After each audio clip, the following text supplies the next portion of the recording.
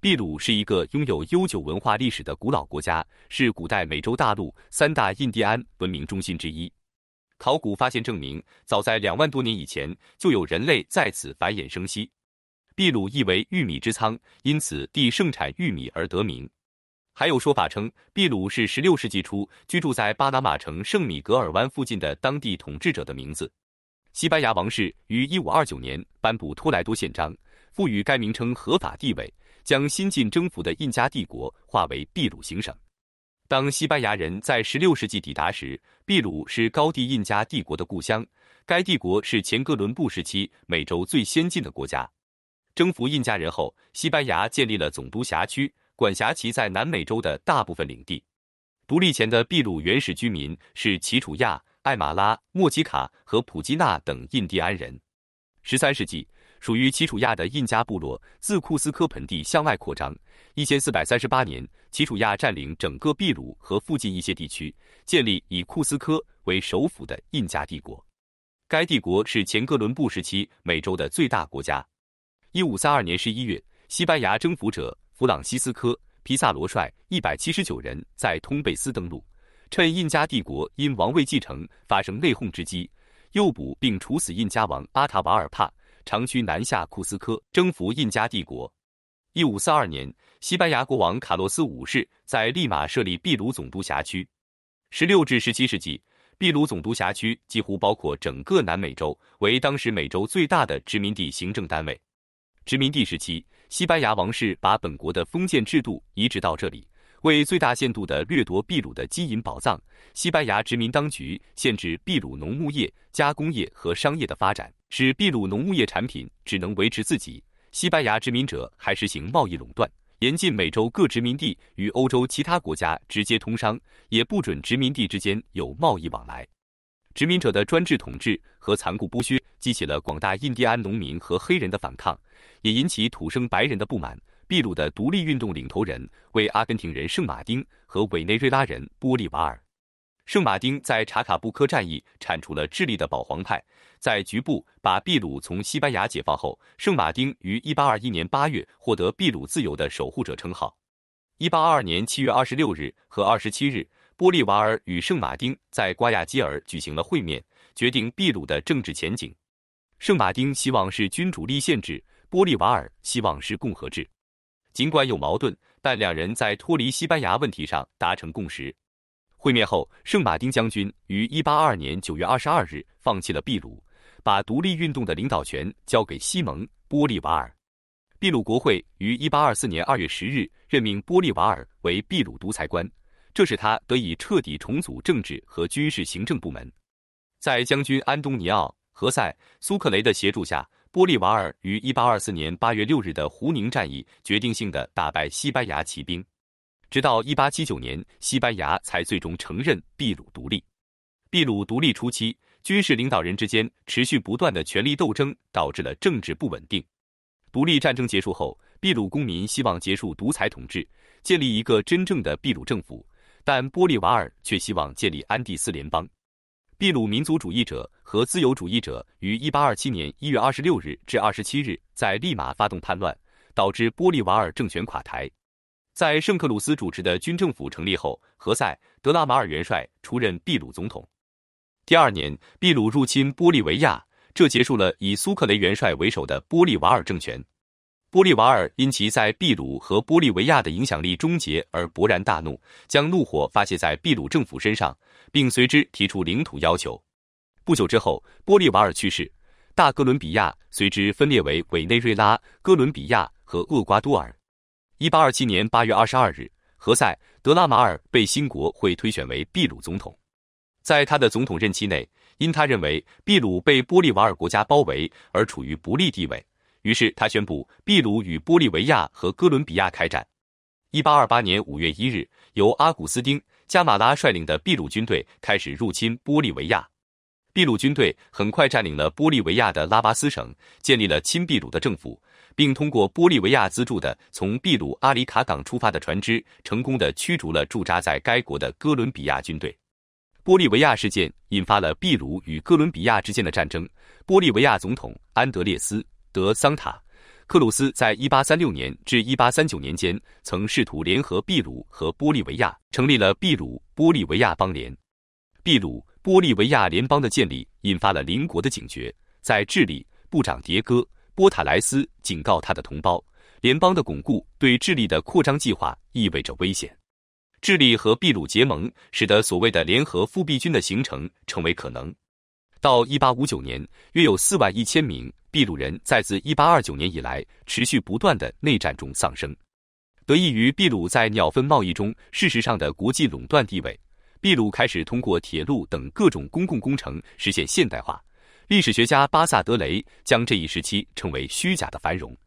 1864年，西班牙太平洋舰队占领了鸟粪产地钦察群岛。佩泽总统想通过外交手段解决这场冲突，但民众将此视为软弱的表现。随后，马里亚诺·伊格纳西奥·普拉多上校发动了政变。普拉多掌权后，与当时已经与西班牙交战的智利结盟。战争造成的损失严重影响了秘鲁的经济，这引发了佩德罗·迪耶斯、坎塞科和何塞·巴尔塔领导的内战。新成立的巴尔塔政府任命年轻的尼古拉斯·德皮埃罗拉为经济部长，他与犹太裔法国商人奥古斯特·德雷福斯签署了一项条约。德雷福斯家族预付了200万索尔，凭借鸟粪担保，秘鲁获得了大笔贷款。这些贷款虽然为秘鲁注入了大量资金，但从长远来看，却带来了灾难性的后果，因为它透支了秘鲁未来的财政收入。在这届政府执政的最后阶段，首次选出了文职总统曼努埃尔·帕尔多·拉瓦列。在拉瓦列的政府领导下，秘鲁与玻利维亚签署了防御同盟条约，这导致秘鲁在7年后与智利开战。1879年至1883年，为争夺盛产硝石的阿塔卡马沙漠，秘鲁、玻利维亚与智利发生太平洋战争。秘鲁战败，与智利签订安孔条约，丧失世界最大硝石产地塔拉帕卡省。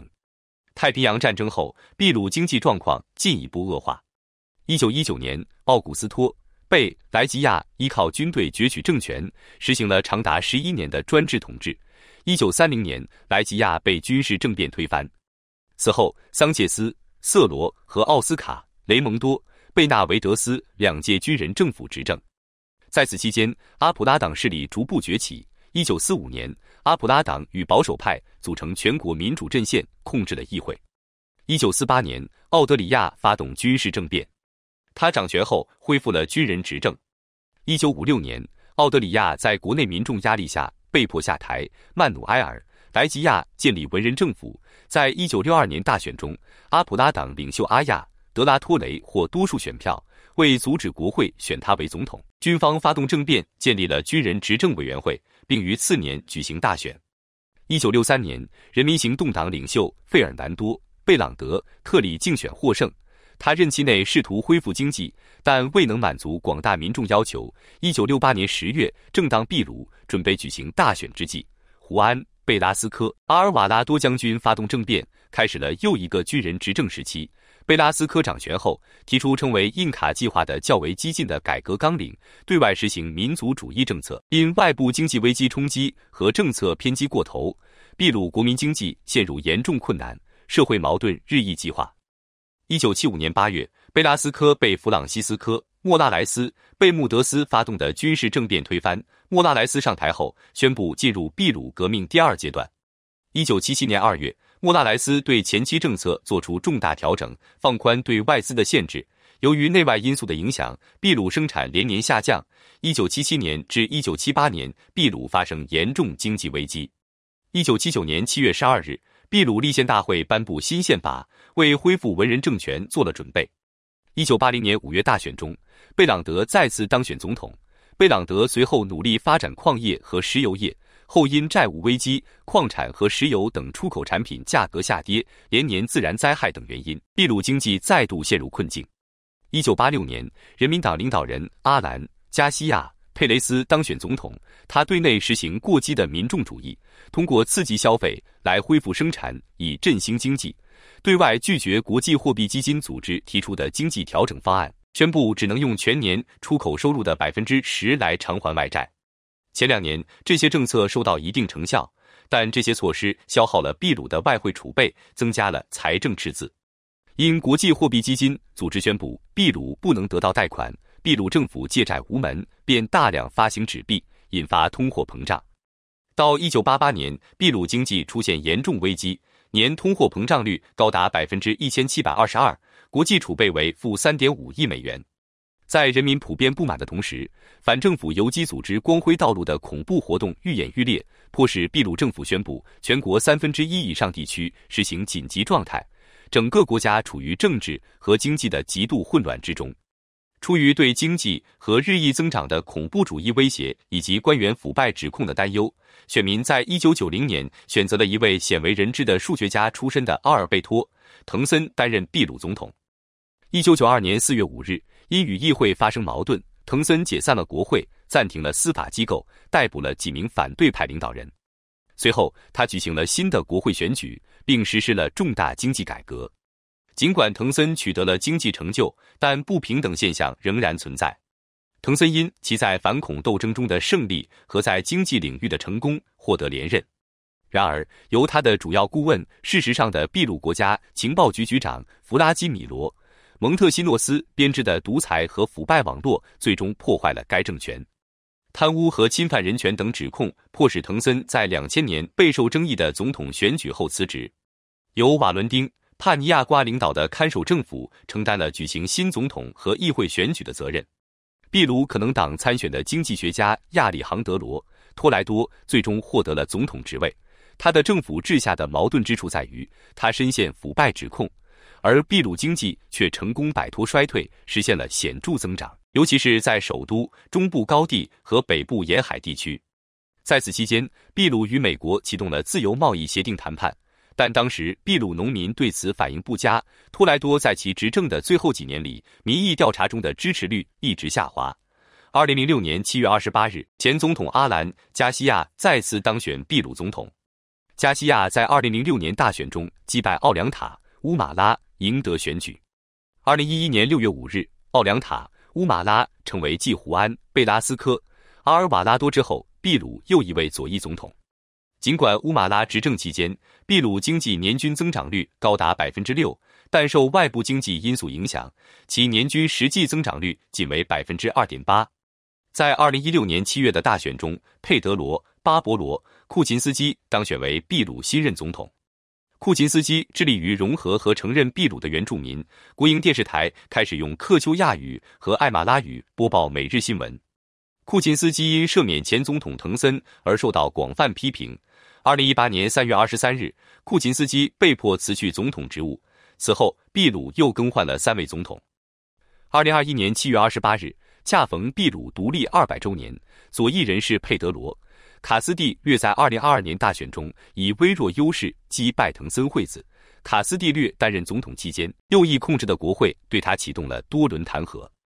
2022年12月7日，就在国会准备开始第3次弹劾行动的几个小时前，卡斯蒂略试图解散反对派控制的立法机构，成立非常紧急政府，以阻止弹劾。